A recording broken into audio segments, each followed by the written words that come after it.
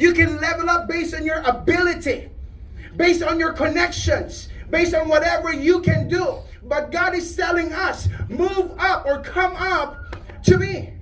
Thank you, Jesus. Amen. Thank you, Abba. This season of greater levels will not be about you. It will be a display of His power, bringing you from that level higher. Amen. And I want you to know, your ability to come up to any level, hindi niyo po kaya yung ginagawa ng Panginoon. 0 to 100 real quick. God can just move you into places. Open doors to you na, pwede diyan ni. That's why God is inviting us, come up to me. Engage me. Are we getting it, church? Amen. In this season of greater level, the engagement is very simple. We don't have to do so many things. Simple lang. Engage God. Sabi sa verse, come up to me on the mountain and, ano sabi dyan? And? Be there. Sa ibang mga translations, sabi doon, come up to me on the mountain and stay there.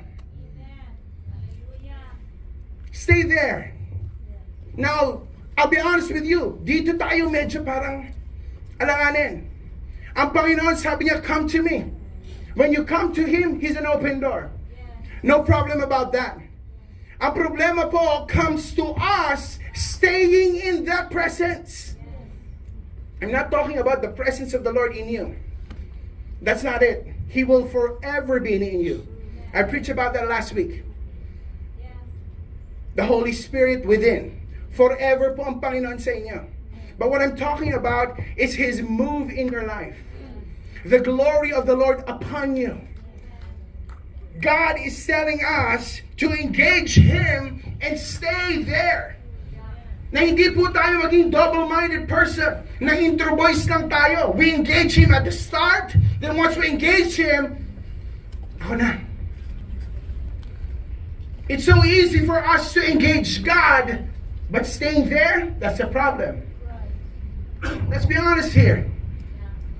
With all the entertainment in the palm of our hands, it's so hard to stay engaged with the Lord. Nagwo-worship ka na. You're engaged in a ding, ding. Hi.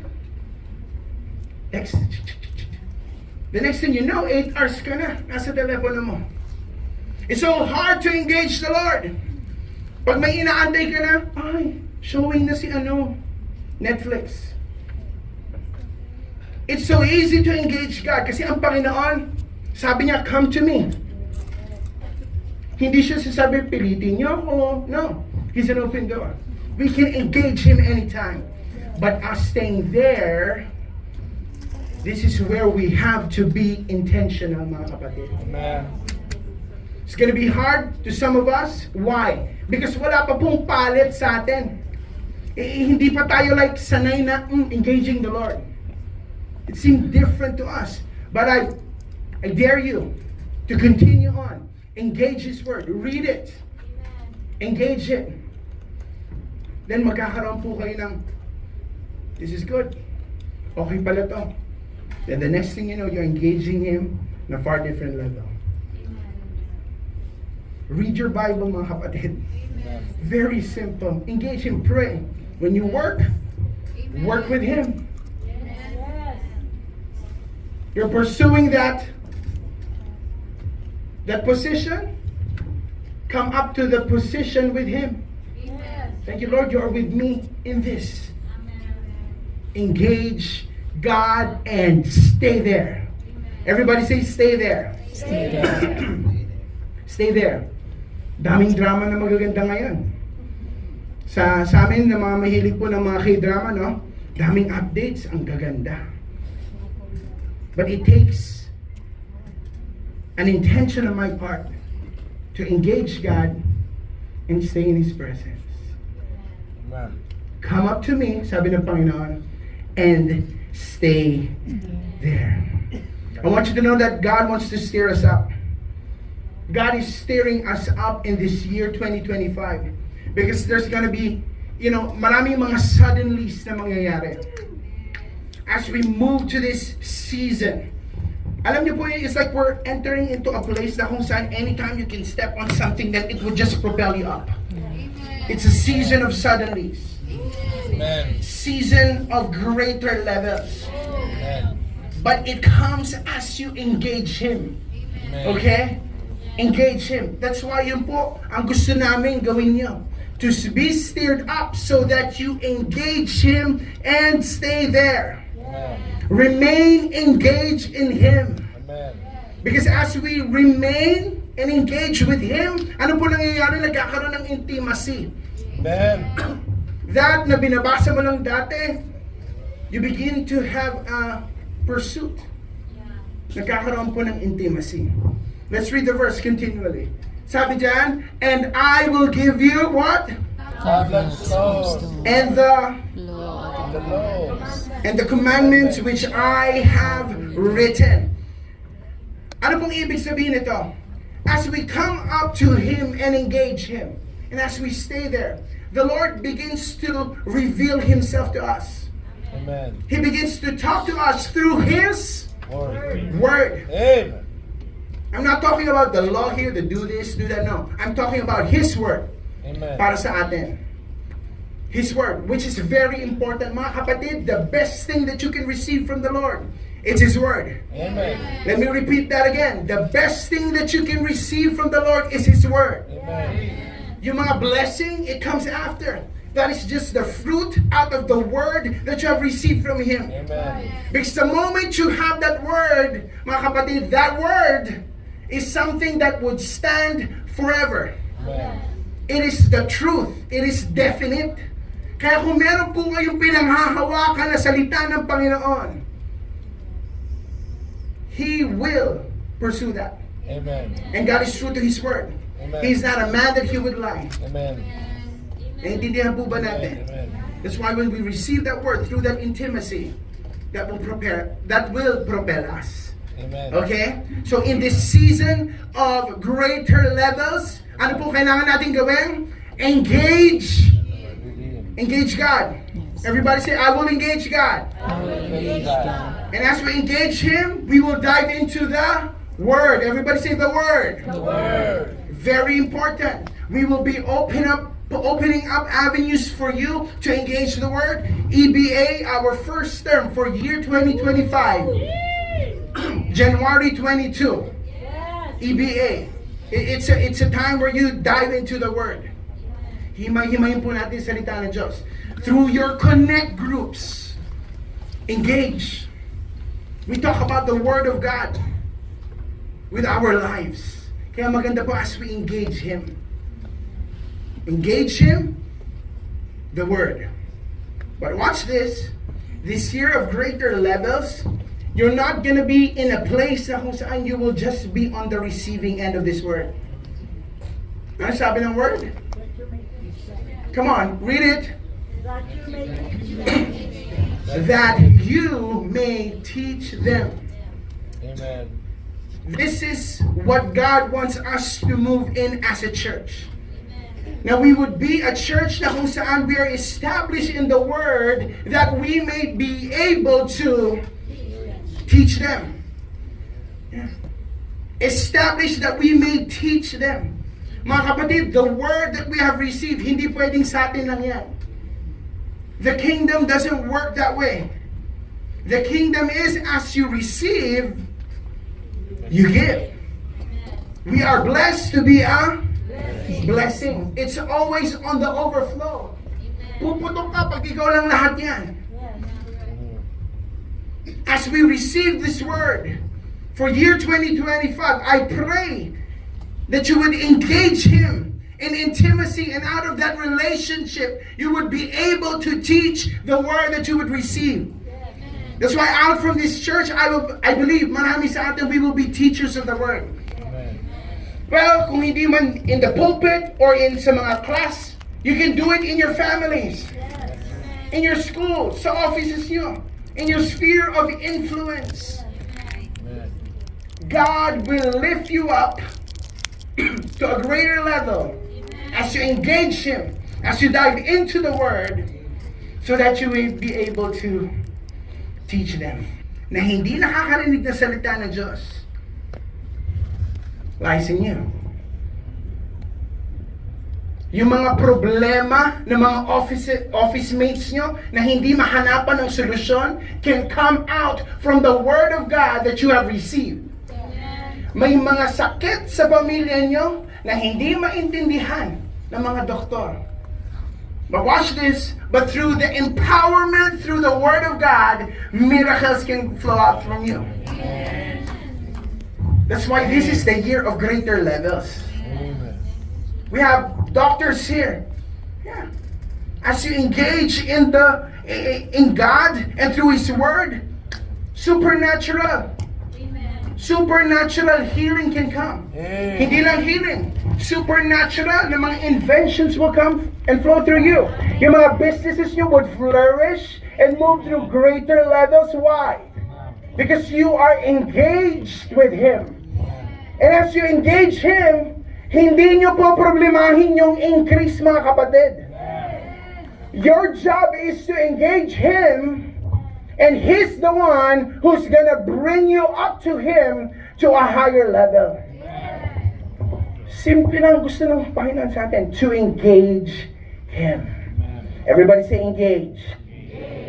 How do we respond then to this verse? Let's go to the next verse. Pinakita po ni Moses and ni Joshua kung anong dapat gawin natin. Ready? Read verse 13.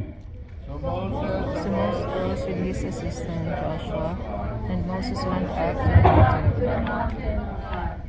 Simple lang. We go up to the mountain. You're gonna have to move it. Man. Faith without works is dead. Ulitin ko po. Faith without works is dead. That's why when God opens up an invitation to you, hindi yung, come here, anak. Ikaw nandun ka na nakaupo. Yes, Lord. Do we move to a higher level? If nakaupo ka lang, you're saying, yes, Lord, I will move to a higher level. No. We respond. We move up to the mountain. Amen. Very direct kung sinasabi ng Panginoon. He's telling us hindi mo na kailangan ng mga this and that. Move up. If God is telling you to engage Him in this business, engage Him. Amen. Move up to Him. And watch Him display His power in that avenue. Do we understand it, church? Move up to Him. Yung mountain po, it represents a different level. And wala pong mountain na pababa. Nakita na kayo ng inverted mountain? Weird, right? No. When we look at the mountain, it's always going up. That's why God is telling us, come up to me. What do? You respond by, yes, Lord. I will go. I will go. Marami sa atin, we know what the Lord is telling us to do. But the problem is, nagbibingi-bingihan tayo. You know why? Because wala na naman ako sa comfort zone ko. And God wants to steer up the boat. He wants you to move outside your comfort zone, because as you move and believe Him, put your faith in Him, then you get to see a new horizon of the blessing of God. Marami sa atin, we have been living in the promises of the past. We have been living in the glory of the past. Dati ganito. Mga kapatid, panis na po yun. His grace and His mercies are new every morning. Amen. Do we understand this? Amen. That's why we engage Him. We go up to the mountain. Do we understand this? Up into the mountain. A higher level of health to some of us. A higher level of glory to some of us. A higher level ng estado ng buhay to some of us. Come on. Yeah. A higher level of wealth to some of us. a higher level of influence to some of us. Amen. Yeah. Move up. Come up to Him. We respond by saying yes to Him. Yeah. And all of this will be possible only if we engage in His presence. Amen. Everybody say engage. Engage. Gusto pong malaman nyo yung presensya ng Panginoon, it's not a seat of title. Hindi po yan yung, dito ako sa presensya kasi bida-bida ako. No, it's not like that. The presence of the Lord is not just for a display na pang ako yawa. No. Ang presensya po ng Panginoon belongs to the diligent. Mga kapatid, fruits won't lie po. We always say this, fruits won't lie. If you do not engage Him, hindi niyo po makikita yung benefit ng pag-engage sa Kanya. Yung display po ng power ng Panginoon comes and births out from intimacy. Amen. Kaya hindi po pwede na, you're expecting ganun, wow, bonggang-bongga dito. Pero pagdating dito sa mga private moments with Him, wala. You cannot operate in the glory of God if you do not know Him. That's why it is important for us to engage Him always so that we would be familiar of His presence. Kaya nga po, it's gonna cost you because you're gonna have to be diligent in engaging Him. Na kung saan, instead of you watching this para lang na you feel good, you would rather open up your Bible and engage Him. Na rather than, total magpapapawis ka na lang din, magja-jogging ka. You jog and you hear the Word of God. There's so many podcasts there. You can follow me sa Spotify. We are legends. Yeah. Totoo po, do not waste your time. Naglilinis ka na lang din, engage God in prayer. Amen. So that you become familiar with His presence. Because as you become familiar with Him, it's so easy for Him to move you and direct you kung saan yung way up that mountain. But the problem is, we're so dull. We cannot recognize His voice. That's why when He directs you, come up here, dun ka umaakyat. Are we getting it, church? That's why you're gonna have to be diligent in engaging Him. It's gonna be costly. You engage, hindi ba kayo nagtataka, nagbabasa kayo ng Bible, kung kailan feel nyo na nagbabasa na kayo, doon pa kayo inaantok. Di ba? Kung kailan feel nyo na, sige Lord, magpipray ako today. Tawag ng tawag nyo, sa trabaho nyo, daming distractions. It's true. But we're gonna have to be diligent. It's gonna cost you, mga kapatid. But mind you, yung greater level na gusto mo kamtan, na makamtan, mga kapatid, if you engage Him, it's gonna cost you sa mundo. But if you engage Him, He will reward you. Amen. Mga kapatid, our Heavenly Father is a rewarder for those who, sabi doon, diligently seek Him. You coming here, sometimes it's costing you time. Gigising ka pa ng maaga, ano ba yan? Layo pa ng lalakarin. Correct? It's gonna cost you to stay awake while listening to me right now. Kasi antok eh. Sarap pa ng upo mo, ang lamig ba? It's costly, mga kapatid. You're gonna have to be diligent in opening your eyes and hearing me today. Do we understand it? It's sacrificial. But gusto ko pong malaman nyo, our God is not unjust. Amen. As you engage Him, He rewards you. Simple as that. Amen. Simple as that. Eh, hindi kasi sayang yung opportunity na seek Him. He is a rewarder for those who diligently seek Him. Verse 15. Then Moses went up into the mountain, and sabi dyan, and a cloud covered the mountain. Now watch this. Ang Panginoon is always in the posture of inviting us into His presence. And gusto ko po malaman nyo, as you engage Him, there are levels to this. When the Lord invites you, at first, hindi siya yung parang ganun agad. Cloud moments na. You engage Him, and as you engage Him, He gives you the Word. You set up an intimacy with Him. Correct? From that intimacy, birth out yung desire mo to give out what you have received. But as you continue and engage Him, gusto ko po malaman niyo, there are levels to this. As He invites you up into that mountain, and you respond to that, the cloud comes. What's the cloud, mga kapatid? iCloud ba yan? iCloud, no. It is the glory. It is the presence of the Lord. And what's beautiful sa Panginoon, as you respond to Him, He responds back. Amen. Correct? He invites you, you respond to Him. He gives you the Word. Correct? Amen.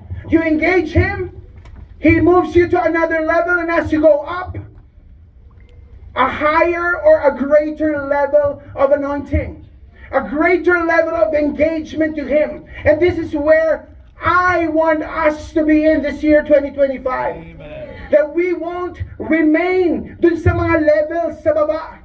That we move to a greater level, so that as we engage Him, we would be filled with the glory of the Lord. Amen. Mga kapatid, the reason why we gather is so that we can engage the glory in a different level. I want you to know, as you engage the Lord sa mga bahay niyo, you can engage Him well. Correct?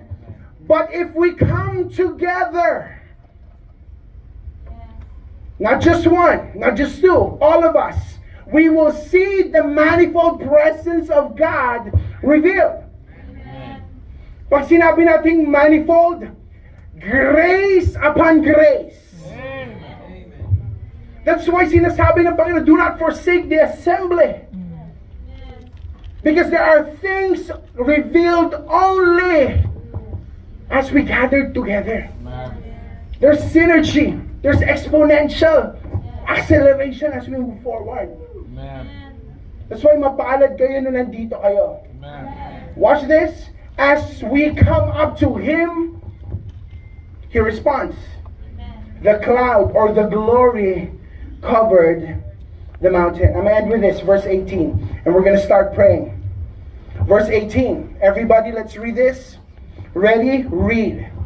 So Moses went into the midst of the clouds and went up into the mountain, and Moses was on the mountain 40 days and 40 days. Mga kapatid, this is my heart's desire for us. This year 2025, as we move to the season of greater levels, I pray that hindi lang tayo mag-engage sa cloud, in the glory, but I pray that we disappear in the cloud.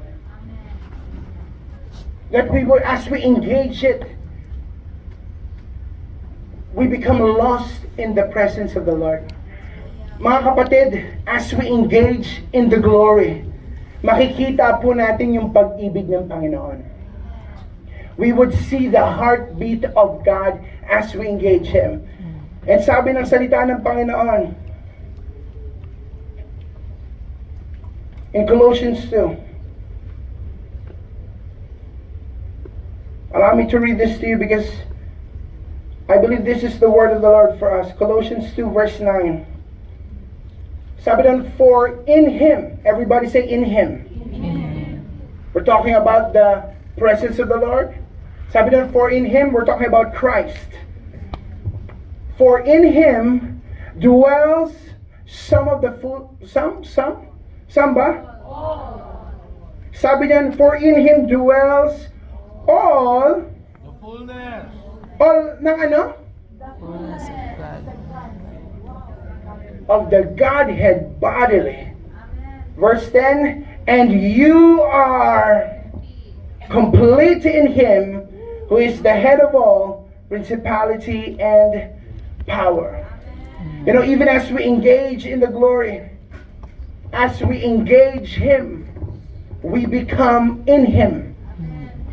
And as we become in Him, ano pong na-experience natin? we experience all, not just some, but all of the fullness of what? Of the Godhead. As we disappear in the cloud, as we disappear in the glory, we get to encounter the fullness of God. Kaya nga po, when we engage Him and the glory comes, everything fades away. The things that should remain will remain. Yeah. And yung mga things na dapat ma-shrug off, will be shrugged off. Yan po yung dala ng glory sa buhay niyo. Hindi mo na kailangan ng effort tanggalin yung mga bagay, no? As you disappear in the glory, as you engage in the presence, you get to experience the fullness of God in our lives. And this is how we engage at some greater levels.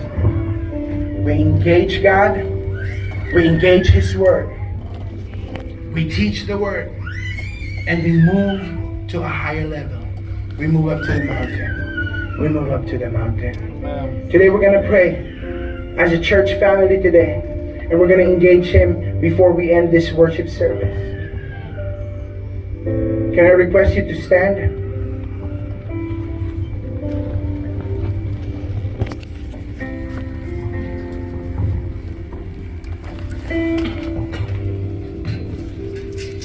You know, in this season of greater levels, ang Panginoon wants us to His presence. And I believe may mga specific word na ibibigay ang Panginoon sa atin. Even as we go through. And I pray you do not, hindi po tayo maging people that would, be casual on these things. But we're gonna engage it. Engage it. Everybody say engage. Engage. I receive. Everybody say I receive. I receive My greater level. my greater level This year. this year. Welcome you to the season of greater level. Sige po, palakpakan natin ang Panginoon. Yes. I'm glad you're in church today because today we are building a highway. We are building a highway for our lives, for our family, for our children, for our properties. Yes. Thank you that ang Panginoon, He has a word for us. Alam niyo, the Word of God is the will of God. Amen. Ang salita ng Diyos, yun po yung kalooban ng Diyos para sa atin. Ang sabi ng Panginoon, ang lahat ng mga promises niya sa Word niya is already yes and amen para sa mga anak ng Panginoon. Everything in that Word is for His children. But you see, the Lord has a now word. Everyone say now word. Ano ba yung now word? When we speak of a now word, it is the Rhema word. It is the word that you need in a specific time, and a specific need, and in a specific circumstance or situation in your life. And as a body of Christ, Jesus Church, as a family, God has a now word for us. Kaya kung ikaw nandito ka ngayon, you are a part of Jesus Church. This word is for you this year, 2025. Kung ikaw nandito ka and you are a visitor, you can also receive this word because the word of God is for everybody. And we will gladly receive you. Kung gusto sabihin, gusto ko yung word doon sa Jesus Church, I will become a part of the Jesus Church so that I can also experience their now word. Hallelujah. Alam niyo po, 2025 is a very exciting year. This is a very exciting year. Last year, I declared that 2025 is a season of exceedingly abundantly of the Lord. Sino po nang gusto ng ganyan? Season of exceedingly. Amen. Ibig po sabihin, sobra-sobra. Abundantly. Abundansya. Grabe talaga si Lord. Sobra-sobra na. Abundansya pa. But He did not stop there. It's found in Ephesians 3:20. Ano sabi niya? Now to Him. Sino yun? To Him. To Jesus Christ who is able. I would like for you to know that Jesus Christ is able. He is able to do. He is able to accomplish the word that He will release today to His people. So, ano yung word na yun? Exceedingly. Sobra-sobra. Yes. Abundantly. Abundansya. But He did not stop there. Ano sabi niya? Above all. Exceedingly na. Abundantly pa. Sinubrahan niya pa. Sa ibang translation, it says, much more than you can even think or imagine. Hallelujah. So ito po, this year 25, ano ba? What is for Jesus Church? What is in store for Jesus Church this 2025? Wow. May I request for you to sit muna, no? 25. Sabi natin, ano po, what is, sabi kanina ni Pastor Butch, na in this season of greater level, God would what? God would pull some of you. Kung you think na ang buhay mo, grade 1 ka lang sa iyong spirituality. This year, 2025, God is challenging. God is inviting you, calling you to move up in another level. Perhaps grade 2 ka na. But mind you, to some of you, hindi ka lang mag-move one level. From grade 1 to grade 2. From grade 2 to grade 3. To some of you, you will move in acceleration. Everybody say acceleration. Acceleration. Oh, from grade school, college ka agad. Wow, from grade school, doktor ka agad. Ganun po gumawa ang Panginoon. He will accelerate you. Ano bang ibig sabihin ng accelerate? Acceleration. Acceleration is a time where God will hasten His move in the fulfillment of His promises to His children. Amen. Whoa! The key word here is hasten. Everybody say hasten. Hasten. Ito po yung sinabi ng Panginoon sa Amos 9:19. Sabi niya sa Amos 9:19, sabi niya, for the time is coming. And I would like to announce to you, Jesus Church, this is the time. This is the year 2025. Ano po yung time na yon? That the plowman shall overtake the reaper. Amen. And the harvester of grapes. Amen. And he who is sowing seed will be overtaken by the one who harvests. Woo! Alam niyo yung picture? Nakita yung picture, mga kapatid? Nag-aararo ka pa lang, andyan na, sumusunod na ang nag-harvest. Nagatanim ka pa lang ng mga seeds, andon na ang mga harvester. Ganun ka na. God is hastening time for His people this 2025. Hallelujah! Are you excited? Yes. Kaya yung mga paningkamot mo for 10 years, people of God, God can just bring fruit to you and bring result for you in a month. Yung 10 years mo na sige, paningkamot, in a day, God can do this to you. Hallelujah! Everybody say acceleration! Acceleration. Oh, so this is our season. 2025 first is a year of increase, exceedingly abundantly. Second, it is a year of acceleration. Everybody say acceleration. Acceleration. Hallelujah. Third, It is a year of restoration. Woo! Restoration. Ano yung year of ano yung ibig sabihin ng restoration? Restoration is an action of returning to former condition of a thing, a place, or ownership. Ibig sabihin po, kung si Pastor Alin meron siyang 1,000 pesos, nawala yung kanyang 1,000 pesos, restoration means nasuli sa kanya, nabalik sa kanya. People of God, year 2025 is a year of restoration. Amen. Hindi ko po alam kung ano ang ninakaw ng kaaway sa inyo. Hindi ko po alam kung ano ang mga kabalastugan ano ko pong bullying ng ating enemy, ng mga tao, ng mga kaaway natin. I don't know what happened.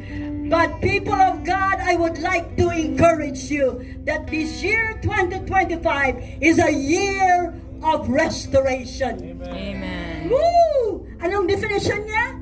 Sabi niya, the action of returning to former condition. People of God, this is the world's definition of restoration. Amen.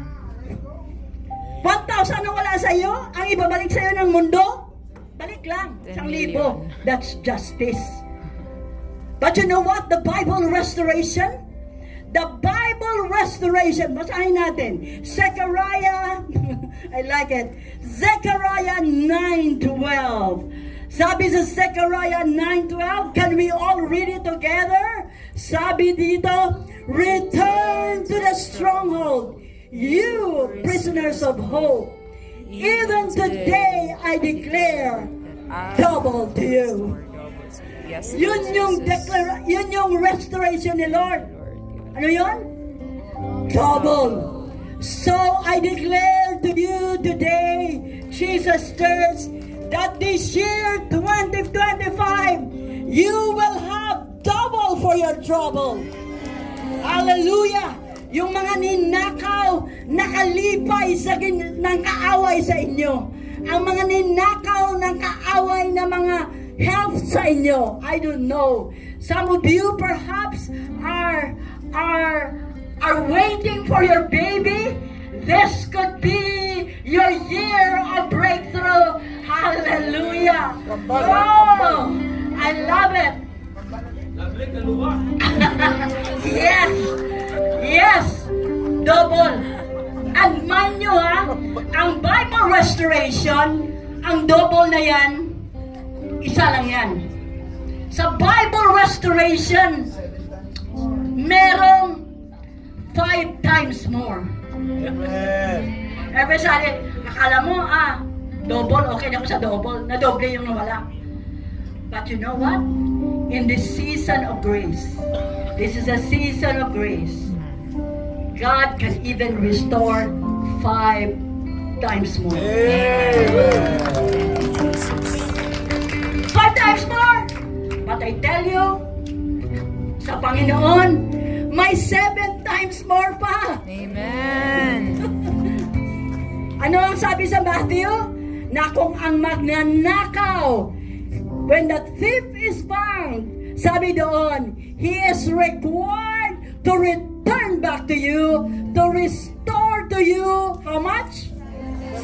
7 times more!